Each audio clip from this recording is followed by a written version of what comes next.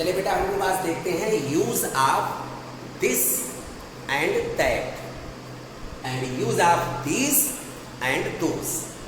तो पहले तो आप ये समझ लो, दिस का जो प्लूरल होता है वो दीज होता है और दैट का जो प्लूरल होता है वो दोज होता है। अब आप समझ गए होंगे ये सिंगुलर है, इट मीन्स सिंगल मैन के लिए या सिंगल एनिमल के लिए या सिंगल आर्टिकल के लिए या सिंगल ऑब्जेक्ट के लिए, किसी भी सिंगल ऑब्जेक्ट के लिए, वो ऑब्जेक्ट कुछ भी हो सकता है, उसके लिए हम दिस और दैट का यूज करते हैं। तो दिस कहाँ यूज करेंगे और दैट कहाँ यूज करेंगे?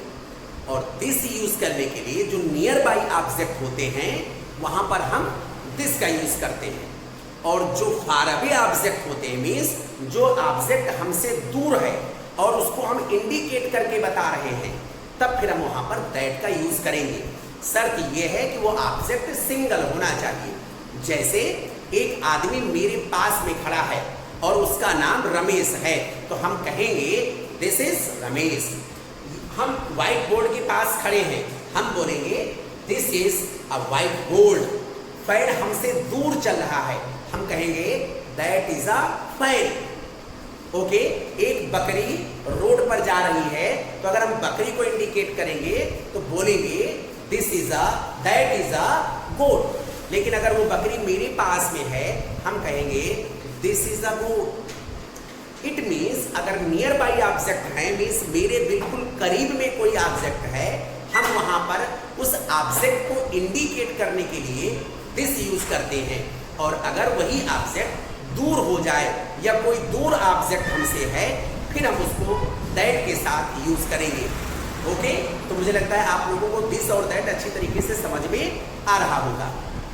जैसे एक ऑब्जेक्ट है मेरे पास, एकदम पास में मेरे पास है एक वॉच लगी हुई है, तो हम कह सकते हैं this is a watch, this is a white board, this is me.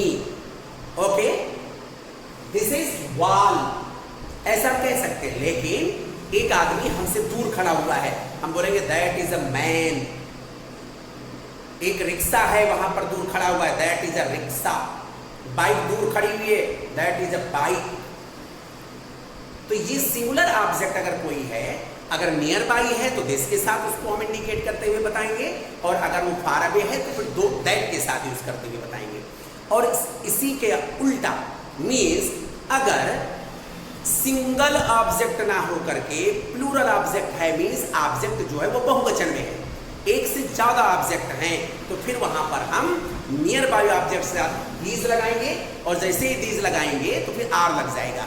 तो दीज आर या दोज आर। जैसे मेरे पास एक से ज्यादा मार्कर हैं, मेरे पास 2 मार्कर्स हैं इस समय, तो हम कहेंगे these are markers, these are markers. अगर हम कहें तो कहेंगे दिस इज द मार्कर। अब हम कहेंगे दीज आर मार्कर्स। ओके, तो दिस और दीज का अंतर आप लोगों को समझ में आ गया।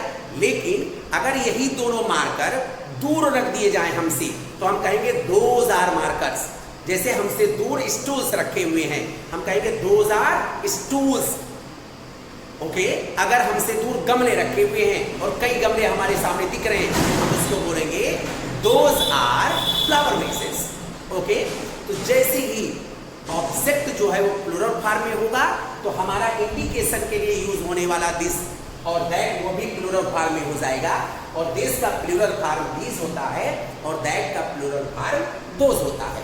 तो इस तरह से आप लोगों को अपने घर के आसपास जितनी भी चीजें हैं जो आपके पास में हैं, अगर घर के पास में है, अब वो पास और दूर आप अपने हिसाब से बना सकते हो। जैसे मेरे पास तो मेरे आसपास 1 मीटर के आसपास, या मेरे घर के पास तो घर के हिसाब से आसपास। अगर मेरे घर से दूर का मामला है तो फिर वहां पर उसके हिसाब से। तो ये नियर बाई और फार अवे ये आप अपने हिसाब से सेट कर सकते हो। जैसे फैन हमसे दूर है तो हमने बोला दैट इज अ फैन। अगर 2 फैंस हैं तो बोलेंगे दोज आर फैंस। ओके, तो इस तरह से नियर बाई ऑब्जेक्ट के लिए, सिंगल ऑब्जेक्ट के लिए दिस और दिस का यूज करते हैं, और नियर बाई प्लूरल ऑब्जेक्ट्स के लिए दीज का यूज करते हैं। सिमिलरली ऑब्जेक्ट अगर दूर है फारअवे ऑब्जेक्ट के लिए, सिंगल ऑब्जेक्ट के लिए दैट यूज करते हैं, और अगर ऑब्जेक्ट प्लूरल फॉर्म में है, हमसे दूर है, तो फिर हम वहां पर दोज का यूज करते हैं। तो दिस दैट और दीज दोज, इस तरह से दिस के साथ कम से कम 10 सेंटेंस, दैट के साथ कम से कम 10 सेंटेंस, दीज के साथ कम से कम 10 सेंटेंस, और दोज के साथ कम से कम 10 सेंटेंस बना करके आप लोग उसको अच्छे से समझ लीजिए। It's okay. कुछ एग्जाम्पल हम यहां पे राइट कर देते हैं, जैसे this is a white book, this is a marker,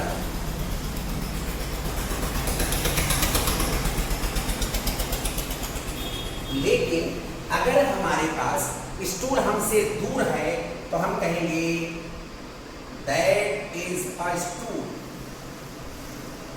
और बेंच भी हमसे दूर है तो हम कहेंगे दैट इज अ बेंच,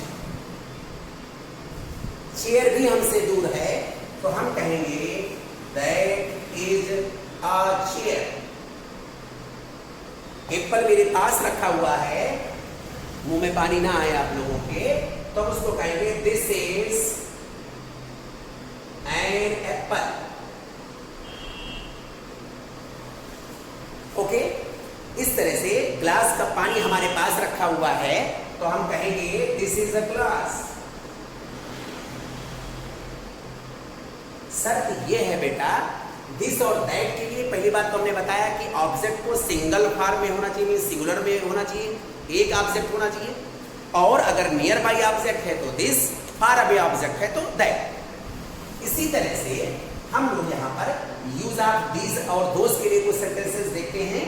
जैसे हमारे पास 2 मार्कर्स हैं तो हम कह सकते हैं दीज आर मार्कर्स। ओके, हम कह सकते हैं कि हमारे पास यहाँ पर पर्स है, पर्स तो सिंगल फॉर्म में हो, सिंगुलर फॉर्म में है, तो वो मेरे सामने वो 2 बकरियां हैं तो हम यहाँ पे कह सकते हैं, दूर है बकरियां तो हम कहेंगे दोज आर गोट्स। ओके, इस तरह से हमसे दूर बहुत से पेड़ दिखाई दे रहे हैं तो हम, और वो भी आम के पेड़ दिखाई दे रहे हैं तो हम कहेंगे दोज आर मैंगो ट्रीज, या ट्रीज ऑफ द मैंगो, ऐसा भी कह सकते हैं। इस तरह से अगर कोई चीज नियर बाई है, अब जैसे फैन को हम नियर बाई मान ले, 2 फैंस हमारे रूम में चल रहे हैं तो हम कह सकते हैं कि दीज आर फैंस। तो दीज, दोज, दिस और दैट, इस तरह से आप लोग हर टाइप के 10 सेंटेंस बना करके, और दिस इज ए ऐसे लगा के, दैट इज अ, इस तरह लगा करके तमाम आसपास के जितने भी चीजें आपको दिखाई दे उनको लगा करके, अपने दिस और दैट लगा करके उनको बोलने की कोशिश करो, तो आपको बहुत अच्छी तरीके से समझ में आ जाएगा कि दिस और दैट हम कैसे यूज करेंगे, दीज और दोज कैसे यूज करेंगे। दिस का प्लूरल फॉर्म दीज होता है, दैट का प्लूरल फॉर्म दोज होता है। It's okay.